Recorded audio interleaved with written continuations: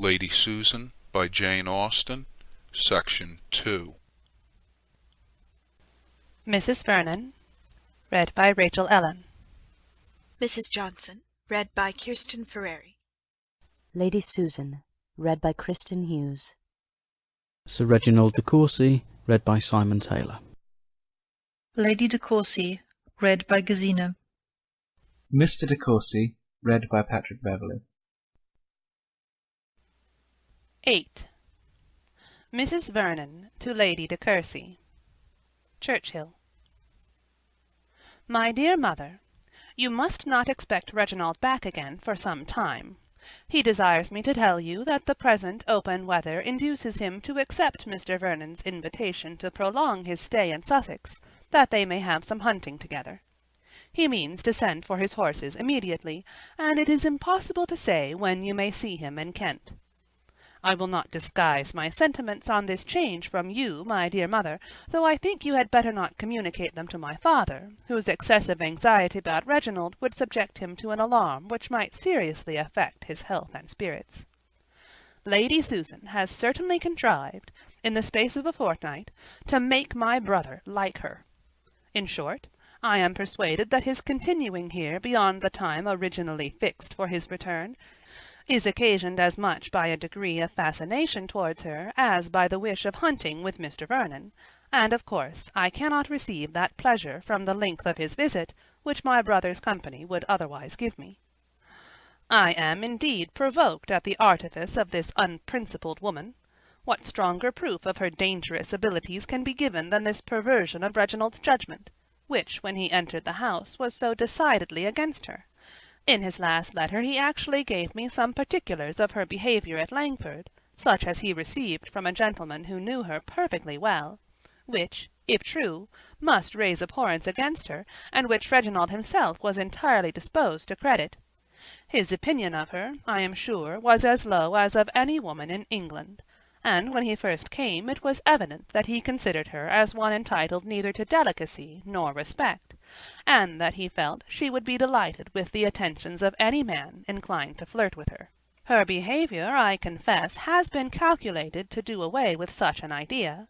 I have not detected the smallest impropriety in it, nothing of vanity, of pretension, of levity, and she is altogether so attractive that I should not wonder at his being delighted with her, had he known nothing of her previous to this personal acquaintance, but, against reason, against conviction, to be so well pleased with her, as I am sure he is, does really astonish me.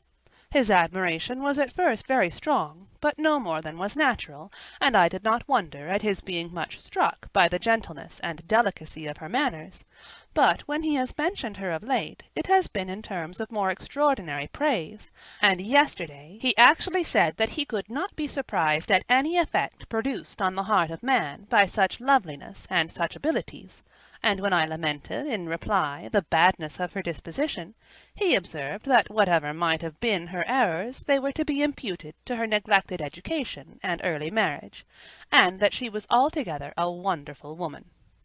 This tendency to excuse her conduct or to forget it, in the warmth of admiration, vexes me, and if I did not know that Reginald is too much at home at Churchill to need an invitation for lengthening his visit, I should regret Mr. Vernon's giving him any. Lady Susan's intentions are of course those of absolute coquetry, or a desire of universal admiration. I cannot for a moment imagine that she has anything more serious in view, but it mortifies me to see a young man of Reginald's sense duped by her at all. I am, etc., Catherine Vernon. 9. Mrs. Johnson to Lady S. Vernon. Edward Street. My dearest friend, I congratulate you on Mr. de Courcy's arrival, and I advise you by all means to marry him. His father's estate is, we know, considerable, and I believe certainly entailed. Sir Reginald is very infirm, and not likely to stand in your way long. I hear the young man well spoken of, and though no one can really deserve you, my dearest Susan, Mr. de Courcy may be worth having. Mannering will storm, of course, but you easily pacify him. Besides, the most scrupulous point of honour could not require you to wait for his emancipation. I have seen Sir James. He came to town for a few days last week, and called several times in Edward Street. I talked to him about you and your daughter, and he is so far from having forgotten you that I am sure he would marry either of you with pleasure. I gave him hopes of Frederica's relenting, and told him a great deal of her improvements. I scolded him for making love to Maria Mannering. He protested that he had been only in joke, and we both laughed heartily at her disappointment, and in short were very agreeable. He is as silly as ever. Yours faithfully, Alicia. 10. Lady Susan Vernon to Mrs. Johnson. Churchhill. I am much obliged to you, my dear friend, for your advice respecting Mr. de Courcy, which I know was given with the full conviction of its expediency, though I am not quite determined on following it. I cannot easily resolve on anything so serious as marriage, especially as I am not at present in want of money, and might perhaps, till the old gentleman's death, be very little benefited by the match. It is true that I am vain enough to believe it within my reach. I have made him sensible of my power, and can now enjoy the pleasure of triumphing over a mind prepared to dislike me, and prejudiced against all my past actions. His sister, too, is, I hope, convinced how little the ungenerous representations of any one to the disadvantage of another will avail when opposed by the immediate influence of intellect and manner. I see plainly that she is uneasy at my progress in the good opinion of her brother, and conclude that nothing will be wanted on her part to counter-attack me. But having once made him doubt the justice of her opinion of me, I think I may defy her. It has been delightful to me to watch his advances towards intimacy, especially to observe his altered manner in consequence of my repressing by the cool dignity of my deportment his insolent approach to direct familiarity. My conduct has been equally guarded from the first, and I never behaved less like a coquette in the whole course of my life, though perhaps my desire of dominion was never more decided. I have subdued him entirely by sentiment and serious conversation, and made him, I may venture to say, at least half in love with me, without the semblance of the most commonplace flirtation. Mrs. Vernon's consciousness of deserving every sort of revenge that it can be in my power to inflict, for her ill offices, could alone enable her to perceive that I am actuated by any design in behaviour so gentle and unpretending. Let her think and act as she chooses, however. I have never yet found that the advice of a sister could prevent a young man's being in love if he chose. We are advancing now to some kind of confidence, and in short are likely to be engaged in a sort of platonic friendship. On my side you may be sure of its never being more, for if I were not attached to another person as much as I can be to any one, I should make a point of not bestowing my affection on a man who had dared to think so meanly of me. Reginald has a good figure, and is not unworthy the praise you have heard given him, but is still greatly inferior to our friend at Langford. He is less polished, less insinuating than Mannering, and is comparatively deficient in the power of saying those delightful things which put one in good humour with oneself and all the world.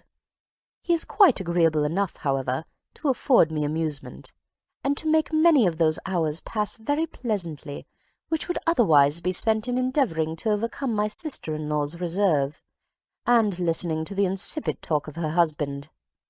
Your account of Sir James is most satisfactory. I mean to give Miss Frederica a hint of my intentions very soon. Yours, etc., S. Vernon. 11. Mrs. Vernon to Lady de Courcy. Churchhill. I really grow quite uneasy, my dearest mother, about Reginald, from witnessing the very rapid increase of Lady Susan's influence. They are now on terms of the most particular friendship, frequently engaged in long conversations together, and she has contrived by the most artful coquetry to subdue his judgment to her own purposes. It is impossible to see the intimacy between them so very soon established without some alarm, though I can hardly suppose that Lady Susan's plans extend to marriage. I wish you could get Reginald home again on any plausible pretence. He is not at all disposed to leave us, and I have given him as many hints of my father's precarious state of health as common decency will allow me to do in my own house.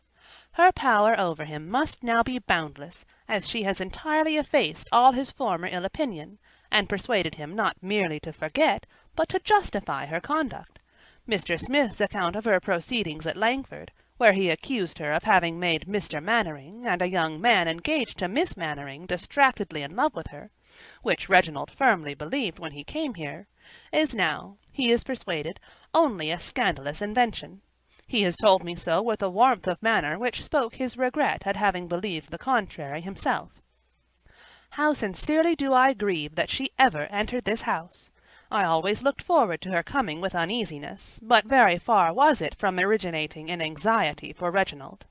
I expected a most disagreeable companion for myself, but could not imagine that my brother would be in the smallest danger of being captivated by a woman with whose principles he was so well acquainted, and whose character he so heartily despised. If you can get him away, it will be a good thing. Yours, etc., Catherine Vernon. 12. Sir Reginald de Courcy to his son. Parklands. I know that young men in general do not admit of any inquiry, even from their nearest relations, into affairs of the heart. But I hope, my dear Reginald, that you will be superior to such as allow nothing for a father's anxiety, and think themselves privileged to refuse him their confidence and slight his advice. You must be sensible that as an only son, and the representative of an ancient family, your conduct in life is most interesting to your connections. And, in the very important concern of marriage especially, there is everything at stake. Your own happiness, that of your parents, and the credit of your name. I do not suppose that you would deliberately form an absolute engagement of that nature without acquainting your mother and myself, or, at least, without being convinced that we should approve of your choice. But I cannot help fearing that you may be drawn in by the lady who has lately attached you to a marriage which the whole of your family, far and near, must highly reprobate. Lady Susan's age is itself a material objection, but her want of character is one so much more serious that the difference of even 12 years becomes in comparison of small amount. Were you not blinded by a sort of fascination, it would be ridiculous in me to repeat the instances of great misconduct on her side so very generally known. Her neglect of her husband, her encouragement of other men, her extravagance and dissipation were so gross and notorious that no one could be ignorant of them at the time, nor can now have forgotten them. To our family she has always been represented in softened colours by the benevolence of Mr. Charles Vernon, and yet, in spite of his generous endeavours to excuse her, we know that she did, from the most selfish motives, take all possible pains to prevent his marriage with Catherine. My years and increasing infirmities make me very desirous of seeing you settled in the world. To the fortune of a wife, the goodness of my own will make me indifferent, but her family and character must be equally unexceptionable. When your choice is fixed, so that no objection can be made to it, then I can promise you a ready and cheerful consent.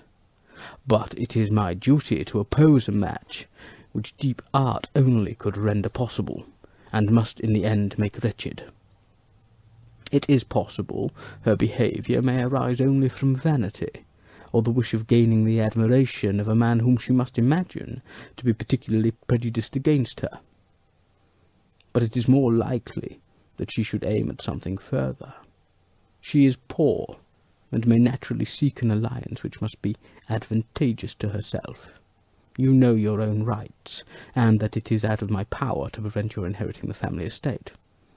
My ability of distressing you during my life would be a species of revenge to which I could hardly stoop under any circumstances.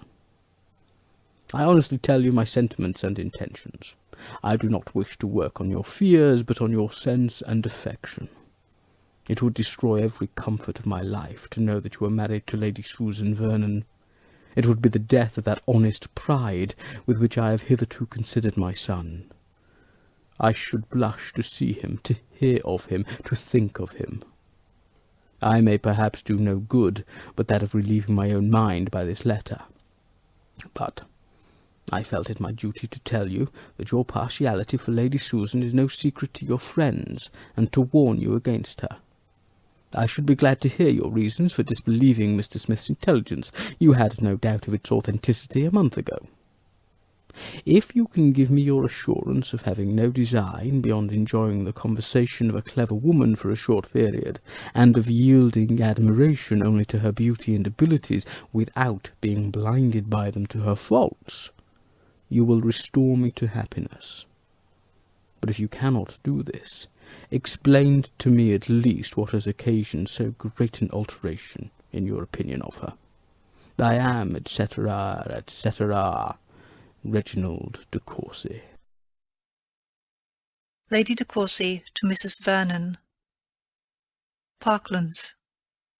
My dear Catherine, unluckily I was confined to my room when your last letter came, by a cold, which affected my eyes so much as to prevent my reading it myself, so I could not refuse your father when he offered to read it to me, by which means he became acquainted, to my great vexation, with all your fears about your brother. I had intended to write to Reginald myself, as soon as my eyes would let me, to point out as well as I could the danger of an intimate acquaintance with so artful a woman as Lady Susan, to a young man of his age and high expectations. I meant, moreover, to have reminded him of our being quite alone now, and very much in need of him to keep up our spirits these long winter evenings. Whether it would have done any good can never be settled now, but I am excessively vexed that Sir Reginald should know anything of a matter which we foresaw would make him so uneasy. He caught all your fears the moment he had read your letter, and I am sure he has not had the business out of his head since. He wrote by the same post to Reginald a long letter full of it all, and particularly asking an explanation of what he may have heard from Lady Susan to contradict the late shocking reports. His answer came this morning, which I shall enclose to you, as I think you will like to see it. I wish it was more satisfactory, but it seems written with such a determination to think well of Lady Susan, that his assurances as to marriage, etc., do not set my heart at ease. I say all I can, however, to satisfy your father, and he is certainly less uneasy since Reginald's letter.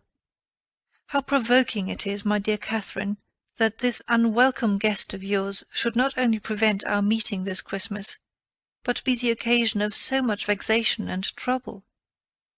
Kiss the dear children for me. Your affectionate mother, C. de Courcy. 14. Mr. de Courcy to Sir Reginald. Churchill. My dear Sir, I have this moment received your letter, which has given me more astonishment than I ever felt before. I am to thank my sister, I suppose, for having represented me in such a light as to injure me in your opinion, and give you all this alarm. I know not why she should choose to make herself and her family uneasy by apprehending an event which no one but herself, I can affirm, would ever have thought possible. To impute such a design to Lady Susan would be taking from her every claim to that excellent understanding which her bitterest enemies have never denied her, and equally low must sink my pretensions to common sense if I am suspected of matrimonial views in my behaviour to her. Our difference of age must be an insuperable objection, and I entreat you, my dear father, to quiet your mind, and no longer harbour a suspicion which cannot be more injurious to your own peace than to our understandings. I can have no other view in remaining with Lady Susan than to enjoy, for a short time, as you have yourself expressed it, the conversation of a woman of high intellectual powers. If Mrs. Vernon would allow something to my affection for herself and her husband in the length of my visit, she would do more justice to us all. But my sister is unhappily prejudiced beyond the hope of conviction against Lady Susan. From an attachment to her husband, which in itself does honour to both, She cannot forgive the endeavours at preventing their union which have been attributed to selfishness in Lady Susan. But in this case, as well as in many others, the world has most grossly injured that lady, by supposing the worst where the motives of her conduct have been doubtful. Lady Susan had heard something so materially to the disadvantage of my sister as to persuade her that the happiness of Mr. Vernon, to whom she was always much attached, would be wholly destroyed by the marriage, and this circumstance, while it explains the true motives of Lady Susan's conduct, and removes all the blame which has been so lavished on her, may also convince us how little the general report of anyone ought to be credited, since no character, however upright, can escape the malevolence of slander. If my sister, in the security of retirement, with as little opportunity as inclination to do evil, could not avoid censure, we must not rashly condemn those who, living in the world and surrounded with temptations, should be accused of errors which they are known to have the power of committing. I blame myself severely for having so easily believed the slanderous tales invented by Charles Smith to the prejudice of Lady Susan, as I am now convinced how greatly they have traduced her. As to Mrs. Mannering's jealousy, it was totally his own invention, and his account of her attaching Miss Mannering's lover was scarcely better founded. Sir James Martin had been drawn in by that young lady to pay her some attention, and as he is a man of fortune, it was easy to see her views extended to marriage. It is well known that Miss M. is absolutely on the catch for a husband, and no one therefore can pity her for losing, by the superior attractions of another woman, the chance of being able to make a worthy man completely wretched. Lady Susan was far from intending such a conquest, and on finding how warmly Miss Mannering resented her lover's defection, determined, in spite of Mr. and Mrs. Mannering's most urgent entreaties, to leave the family. I have reason to imagine she did receive serious proposals from Sir James, but her removing to Langford immediately on the discovery of his attachment must acquit her on that article with any mind of common candour. You will, I am sure, my dear sir, feel the truth of this, and will hereby learn to do justice to the character of a very injured woman. I know that Lady Susan, in coming to Churchill, was governed only by the most honourable and amiable intentions. Her prudence and economy are exemplary, her regard for Mr. Vernon equal even to his deserts, and her wish of obtaining my sister's good opinion merits a better return than it has received. As a mother she is unexceptionable. Her solid affection for her child is shown by placing her in hands where her education will be properly attended to, but because she has not the blind and weak partiality of most mothers, she is accused of wanting maternal tenderness. Every person of sense, however, will know how to value and commend her well-directed affection, and will join me in wishing that Frederica Vernon may prove more worthy than she has yet done of her mother's tender care. I have now, my dear father, written my real sentiments of Lady Susan. You will know from this letter how highly I admire her abilities, and esteem her character, but if you are not equally convinced by my full and solemn assurance that your fears have been most idly created, you will deeply mortify and distress me. I am, etc., etc., R. de Courcy. End of Lady Susan by Jane Austen, Section 2.